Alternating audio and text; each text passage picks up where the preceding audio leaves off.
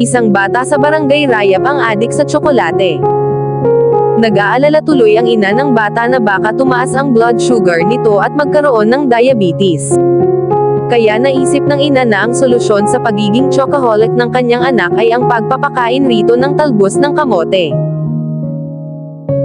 Nagalit ang ama ng bata sa kanyang asawa dahil sa pagtrato nito sa kanilang anak na parang kambing sa pamamagitan ng palaging pagpapakain dito ng talbos ng kamote.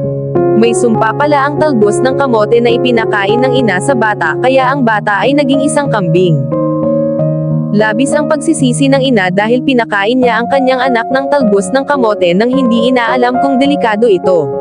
Ipinagbawal na ang pagtatanim at pagkain ng talbos ng kamote sa buong Talam Island dahil may dala pala itong sumpa. Maraming salamat sa panonood ng video na ito, sana ay naaliw kayo at may natutunan sa ating kwento.